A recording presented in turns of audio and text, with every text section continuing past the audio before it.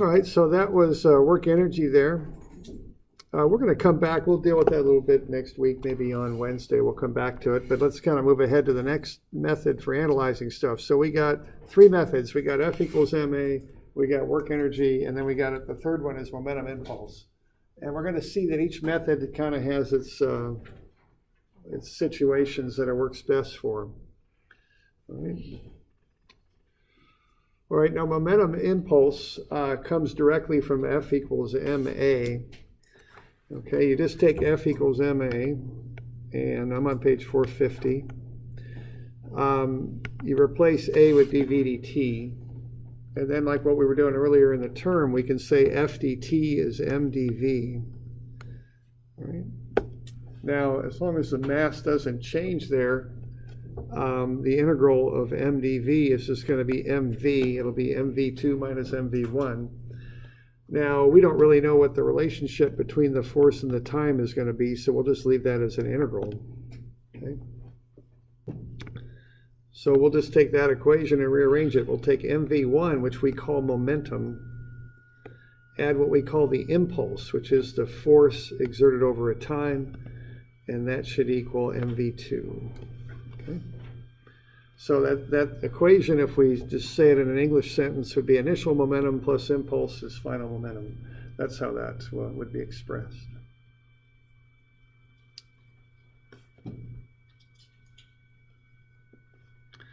Now the units might look a little funny on this, but they do work out. MV is kilogram for the mass, velocity would be meter per second. All right, so that's kilogram meter per second. Now that does actually match the impulse, which is force times time, which would be newtons times seconds. If you remember that a newton is a kilogram meter per second squared, we can take that and multiply it by seconds, and we get kilogram meter per second. Okay. So the units on this stuff match. I don't worry so much about carrying the units through every time. I just realized that momentum, the units on that match impulse. Okay, as long as you're in standard units, just stay in kilogram meters and seconds, and newtons if you're in metrics, and pounds, slugs, feet, and seconds if you're in imperial, and everything will come out fine. Okay, you don't need to worry about it. All right.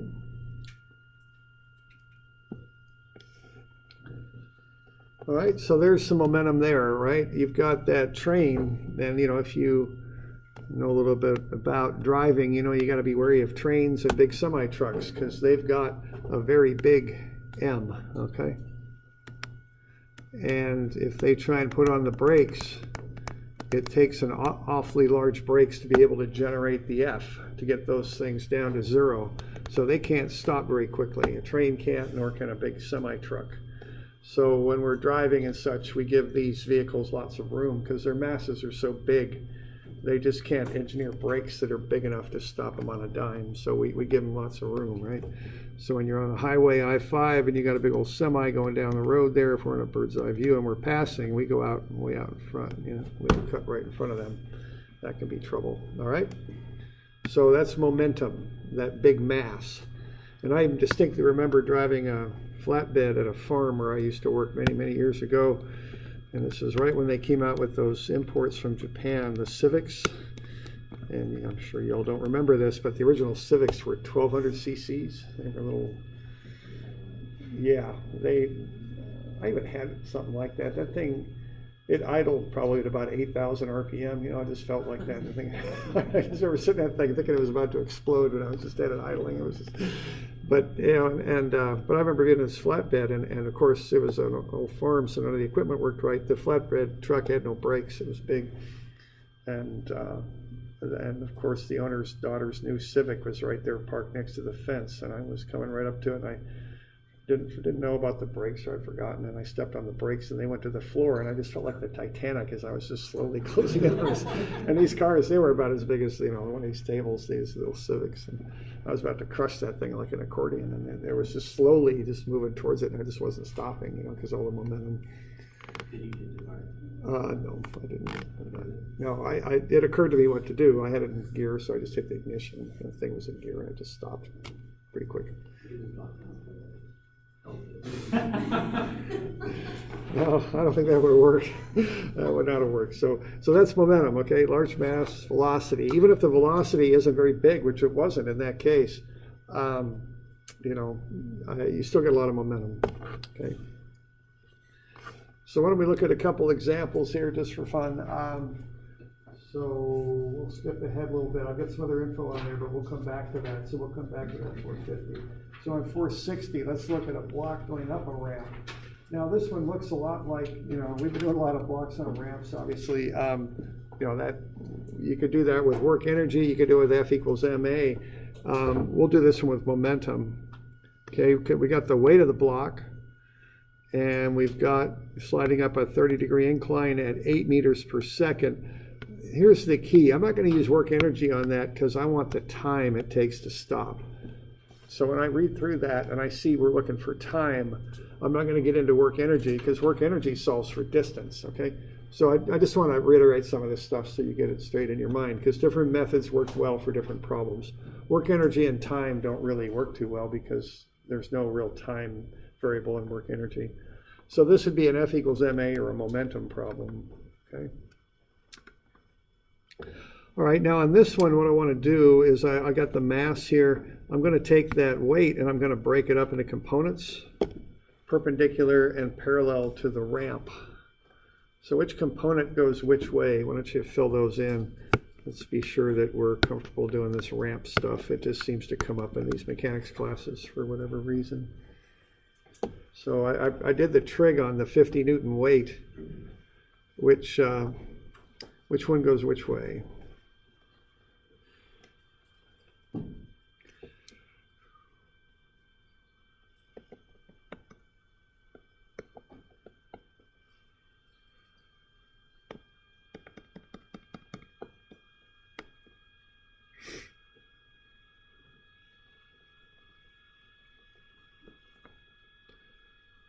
Let's see.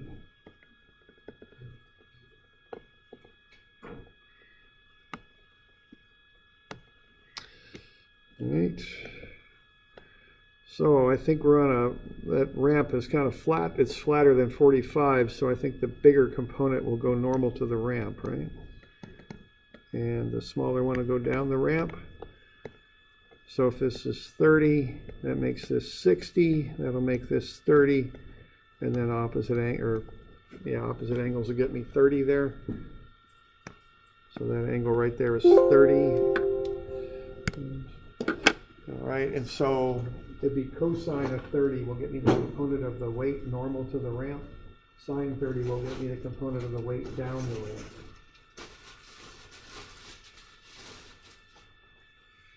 Okay.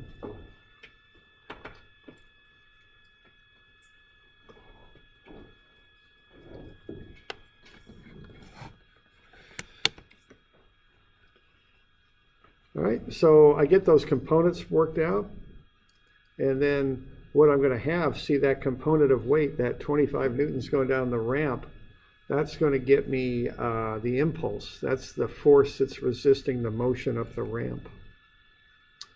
Okay, so I can go from there. So we got any questions on what we're doing here so far? Are we okay with that? Okay. So I'm going to have the 5.1 kilograms times the velocity, the 8 meters per second. I'm going to take away that 25 newtons times the unknown time. That'll be negative because it's opposing the motion. See, the thing is going up the ramp, okay? So that'll be negative, and that'll equal, I want to know how far it'll go before it stops, or what the time will be before it stops. So it'll be 0 on the right because V2 goes to 0, and I can back into the time. Okay.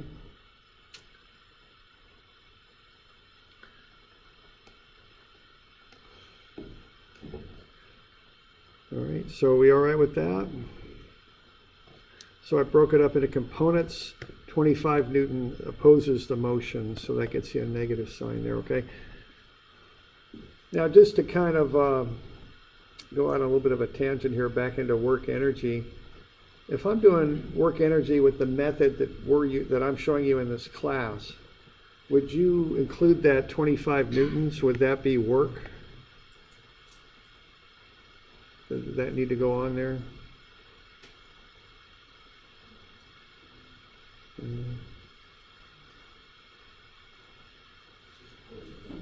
What's that now?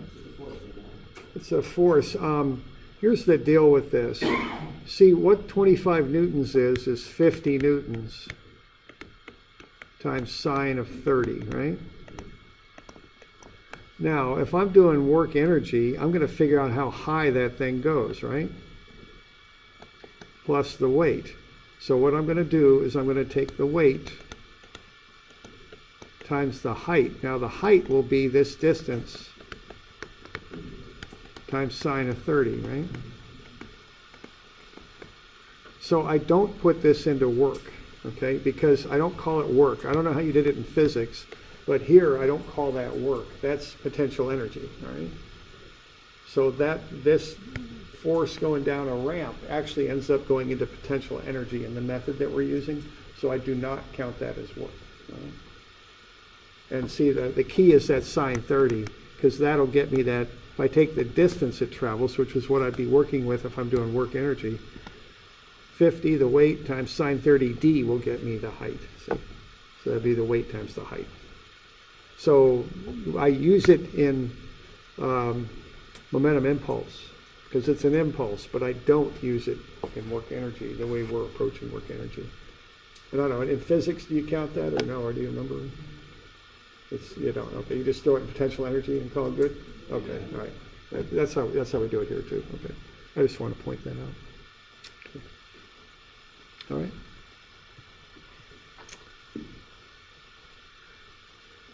All right, let's say we've got, so we good with that one? Okay.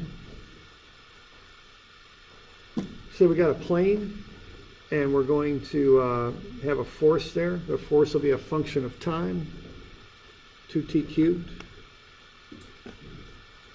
So we're going at 24 meters per second. At t equals 0, we're going to have a force of 2t cubed for 6 seconds.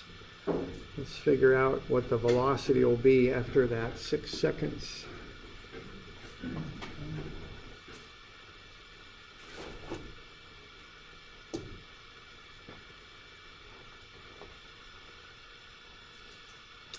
All right, now this one we got a varying force, okay?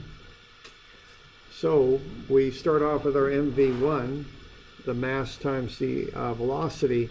We have to integrate that because the force is changing with the time.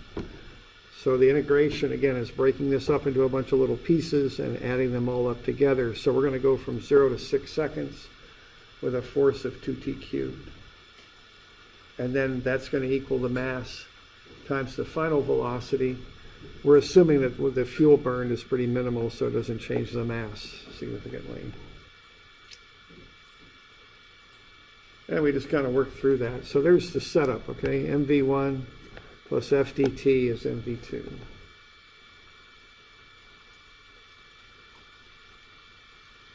So we integrate 2t cubed from 0 to 6. The integral would be t4 over 2. Okay.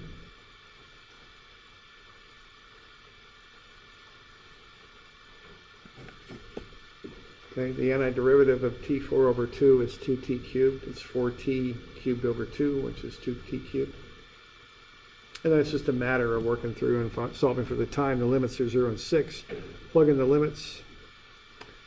And so we get 280 times 24 is 6720 plus 0 to 6 on t4 over 2, which is 6 to the 4 over 2, which is 648.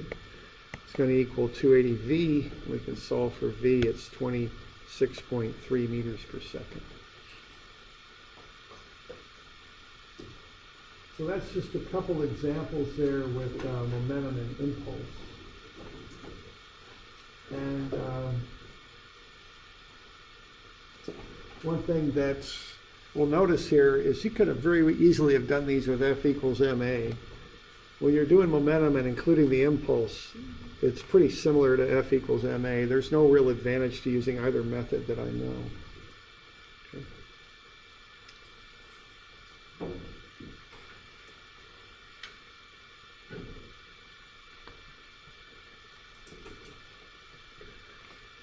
All right. Now let's have a look here at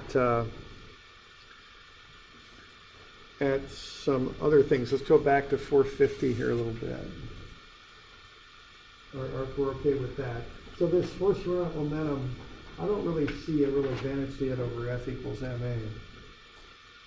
Now the second thing, there is an advantage, and this is collisions. This is really where I want to use momentum. It works well when I analyze collisions. All right, right here on 450. All right, now if I define my system as two objects, let's say I'm going to have two objects that run into each other. I can define the system as both objects, and this would work for, you know, 2 objects, 3 objects, 4, whatever. If I call the system however many objects I've got, all the internal forces cancel out, because if the A exerts a force on B, B will exert the negative force on A. Okay?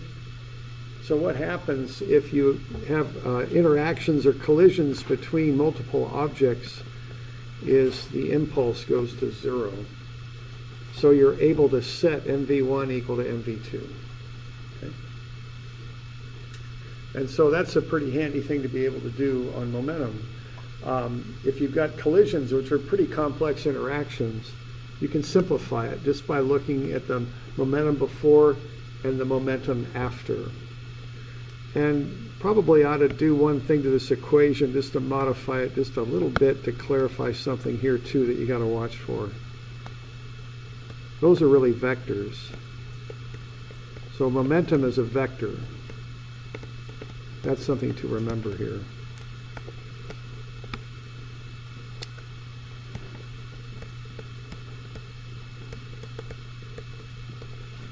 Okay.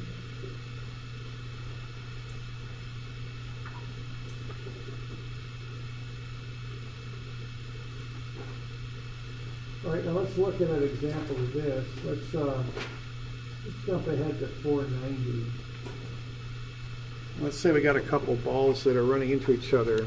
Let's just start with a little bit of a momentum analysis here.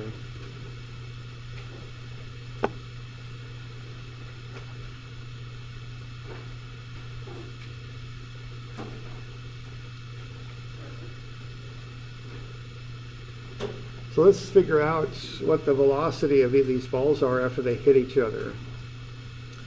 Okay. This is 490, I think. Is that right? All right. So what we're going to do here, we're going to say the system equals A and B. So if that's the case, that zeroes out. Okay? And this is the real advantage of doing momentum analysis, I think, is collisions. So these balls are going to hit each other and they're going to bounce. So what we know is the sum of MV1 is the sum of MV2. Okay? And they're vectors. Okay? So this is a difference between momentum and work energy. There's quite a few, but this is another one. Momentum has to be treated like a vector. You can't treat it like a scalar. You've got to consider direction. So what we're going to have here is 0.8 kilograms times 1.4 meters per second.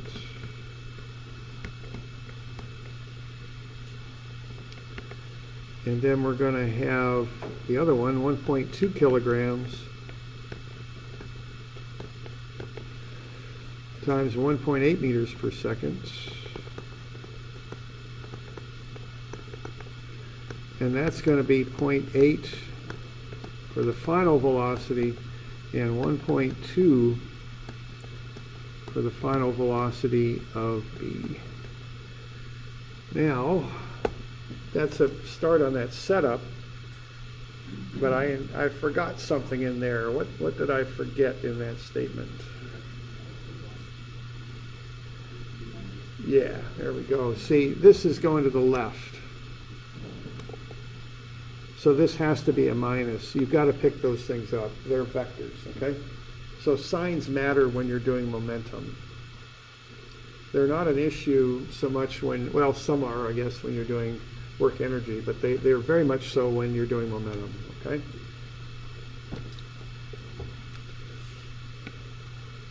So that'll get me down to there.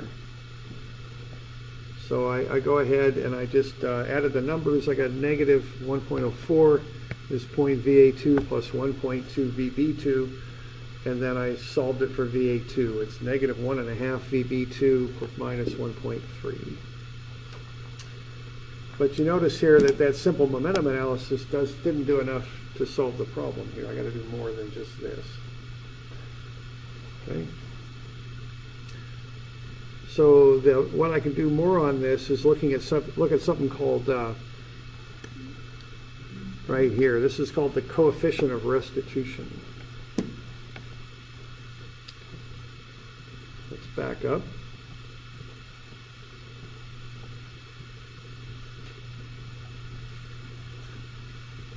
To 490 again. And look at impact. Okay. When things run into each other, they collide, they deform a little bit. Then they may or may not undergo what's called restitution, which means they return to their original shape and they separate. Okay, this is back on 450. And there's a number we can use that defines restitution. It's the coefficient of restitution. It's E. And what E is the difference in the velocities before the collision in the denominator and the difference in the velocities after the collision in the numerator. Okay. So what you do, you look at the difference in velocities before the collision and you divide that into the difference in velocities after the collision. You got to watch signs on these too. We got two ideal conditions. Plastic is like two clay balls. They'll hit each other and stick together. There's no difference in velocity after the collision, so that top term goes to 0. So there's no what's called restitution. They don't rebound at all. They stick together. And you have energy lost with heat and sound and things like that. That's one extreme condition. Yes, yeah, I do, you're right. Yeah. Lumps of clay, yeah, right, wet clay. Yeah. Okay, elastic impact is the opposite. That's kind of like two pool balls. E is 1, perfect and complete restitution. It's theoretically impossible, but no energy is lost during impact. So you've got the maximum rebound between the two. Okay.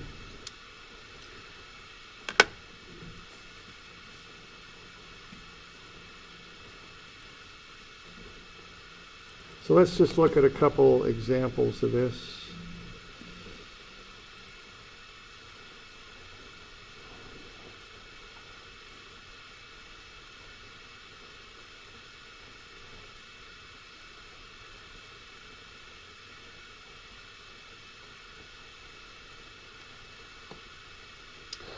All right, so here's coefficient two of objects that are going to hit restitution, each other. otherwise known as elasticity, equals 0. So here the coefficient of restitution is 0.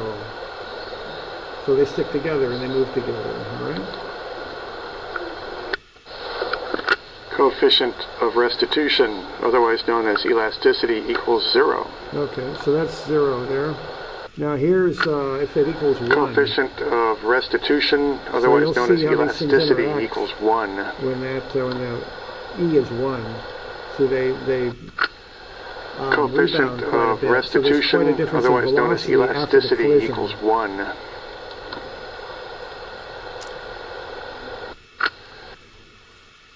Now you could look at that as two objects. You can also analyze it as an object and a surface. Okay, so I've got the next one here, real simple, but I've got two balls, one of which has E is 0, the other has E of 1, so we can see what happens here. So we're just going to bounce them off the Coefficient surface of restitution, otherwise known as elasticity, So that's, is 1 on the left 1 on the and left. 0 on the right. 0 on the right. Okay, so not a whole lot going on the right, whereas the one on the left will just keep bouncing forever. Coefficient of restitution. Now that's theoretically impossible, but that's the idea, okay? It's impossible to do Well, once you, well, let's see, why is it impossible? It's theoretically it's possible. Practically it's not. I think because anytime you drop something, it deforms a little bit. I think you're losing some energy just due to the deformation. You've got sound and heat, which would be friction. There's always some of that generated. Yeah, there you go. Yeah, so there's, yeah, right. So it's not physically, in our physical world, it's not a possible thing. No, that second example, say you did live in a universe where that was possible. Yeah. They were the same mass, if they bounce back with equal velocities. Yeah. Yeah, if they were, right. So the rebound depends on the mass. Right. So the one on the left was quite a bit more massive than the one on the right. You could tell by how they acted.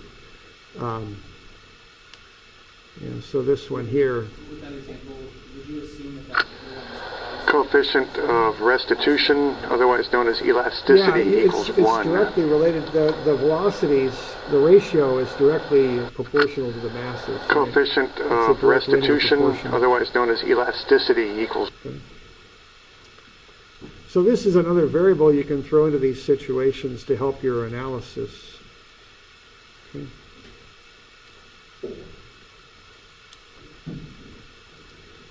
So what you can do then is go ahead and plug in. Why don't you just set up that E equation just to work through that for a second.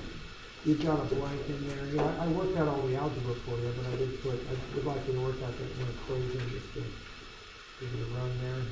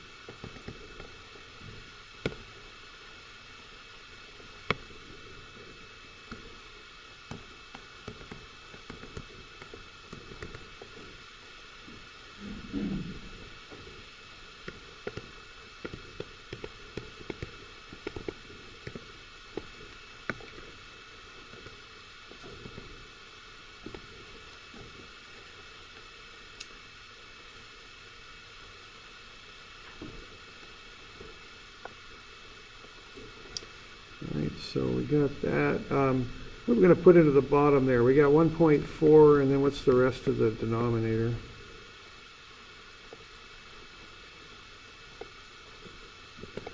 Minus what?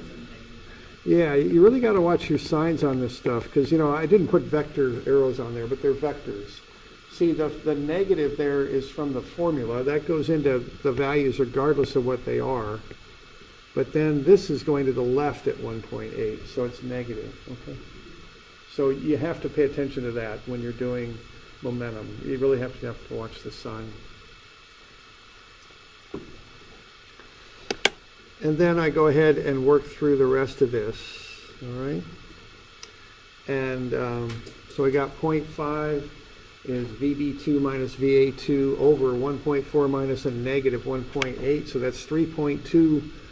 Multiply through by the 3.2, and you get, let's see, we get VB2 minus VA2, so VA2 again is VB2 minus 1.6. So now I have two expressions for them, okay? So I've got,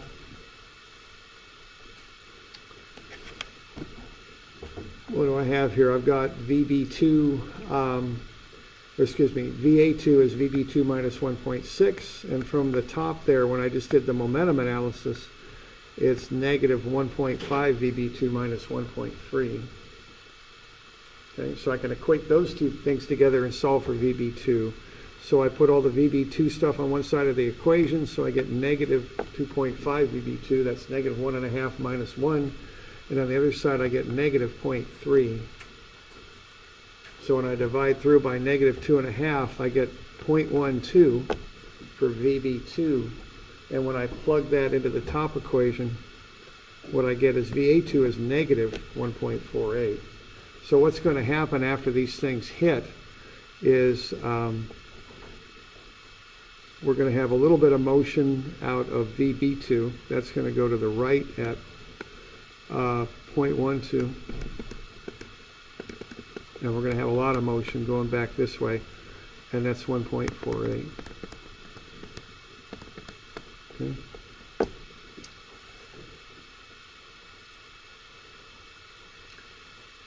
All right, so that with that one, the momentum will only get us so much. Okay, we only have so much we can do with that, in that we got two unknowns. We only get one equation out of that. So we needed to use the elasticity to get a second equation.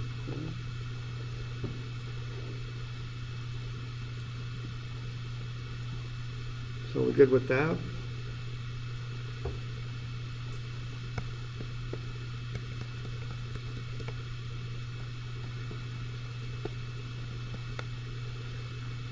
Let's see.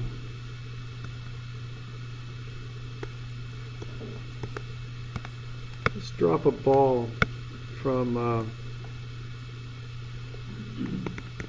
1.2 meters high. And it'll hit, let's set E equal to 0.8, or how about 0.7?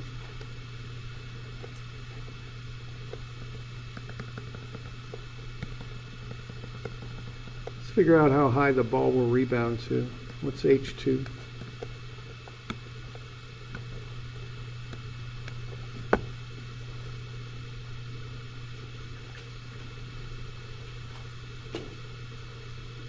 I'm just making this up, obviously, so see what you can do with that.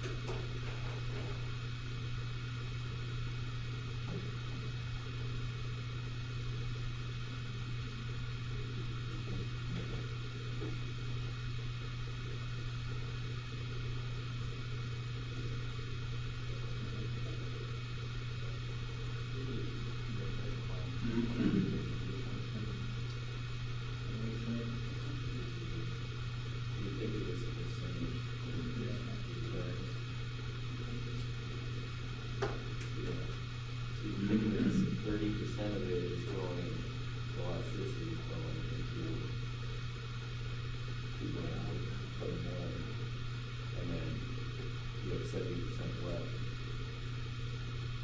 That, then you turn on to the you do MGH.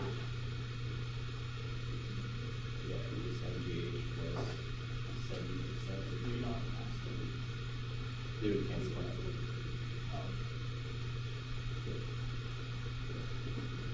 I think there's probably a special review for everyone.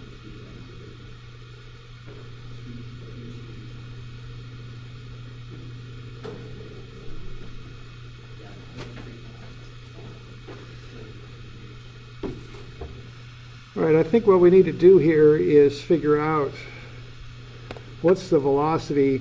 See, we're going to have to treat this as different kind of problems here, you might say. We're going to have to do it up in the air, and then we're going to have to do the impact. Those are two different phases, I think we have to do. So what's the velocity right before it hits? What's going to be the fastest way to get that? Let's say we're in the middle of a test or something, which, what? Yeah, see, because you got distance, you got potential energy. It's just the quickest way to do it, all right? So when you got distances, I often tend towards energy. So I'm up here at 1.2 meters. There I am. Okay, and I'm coming down, and I want to know this velocity. Now, you know, we could set up a table and all that, but I don't think we really need to. I think what I would do is realize that potential energy 1 is equal to kinetic energy at 2. Is that fair enough there? No, everything else zeroes out. So what do we got there? We've got, now I didn't give you the mass, did I? Yeah, we can work around that, and I didn't give that to you. But we could say that the potential energy is weight times height, but that's commonly expressed as mgh. And kinetic energy is 1/2 mv squared, right? So those m's can go away. So this one's independent of mass. So so we'll get gravity, 9.81 meters per second squared, and then times the 1.2 meters, and that will equal 1/2 times v squared. So we should be able to get that velocity just before it hits.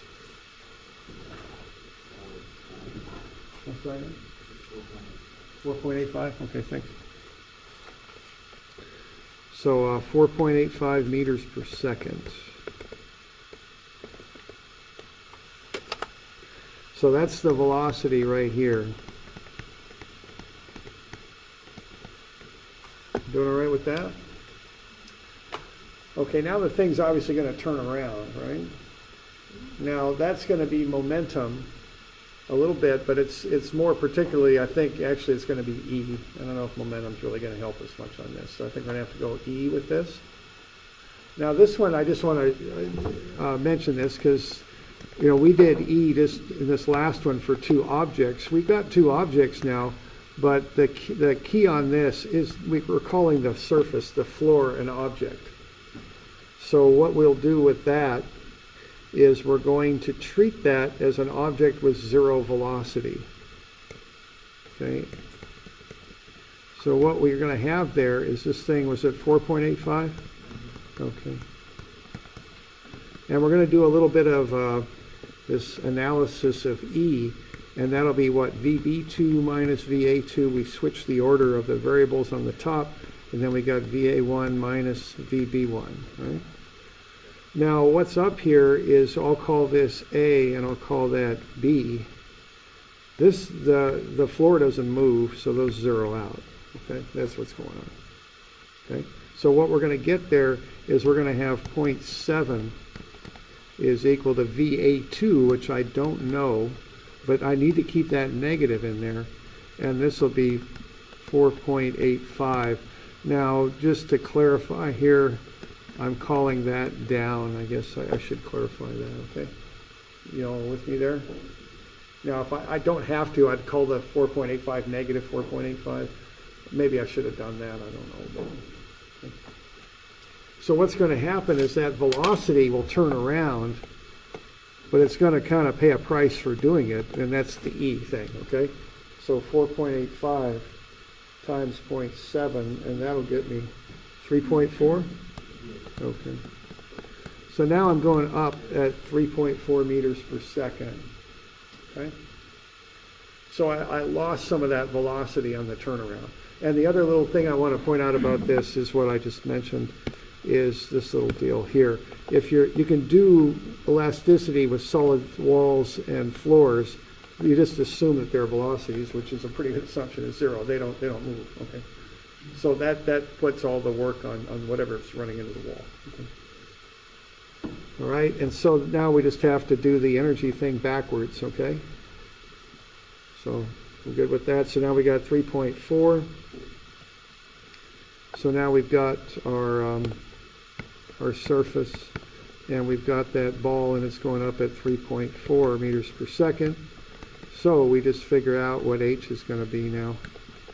And so we're going to have potential energy up here and kinetic energy here, and they're going to equal each other. So KE1 will equal PE2. So 1/2 times whatever the mass is times that velocity is going to equal M times G, which is 9.81, times our unknown H. So we can go ahead and do that. We're going to cancel the masses. So we got 3.4. We're going to divide that by 2, and then divide that further by 9.81, I think. And I'm going to get, boy, that isn't too awful much. Did I bust something on that? Did I forget to square something? I think I did. Hang on, I forgot to square, so I'm going to include that. I think I got 0.59. Yeah, okay. So the height then is 0.588 meters. Okay. So you can use E with a solid surface. You just give the surface a velocity of 0.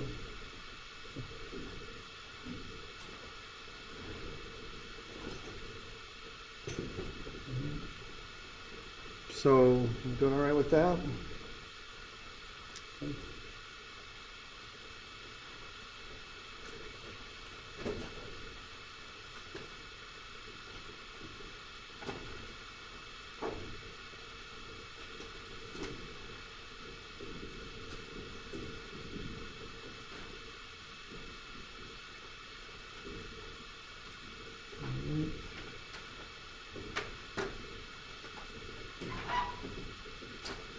All right, we'll get you a couple of these to do. These will be due Friday, okay?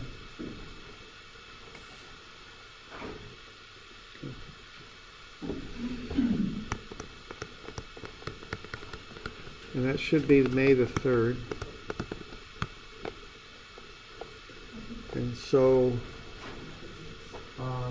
these will be 232. And then 251. Let's just solve 251 for E as 0.5. Okay.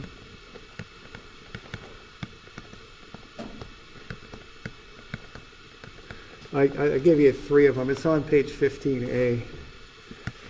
And just do it for E as 0.5. And then I've got an E handout, so coefficient of restitution handout I'll give you here. It's just a short little problem.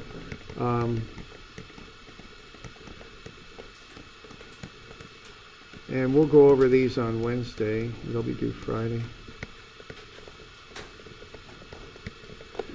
All right, and the coefficient of restitution handout should be in Moodle for those of you online under the homework downloads. All right, so those will be due Friday. Now, the one thing on this is to remember is momentum is a vector. That's the key fact on this. Okay, that's going to come into play on 2 of these 3 problems, so just be sure that you remember that, okay?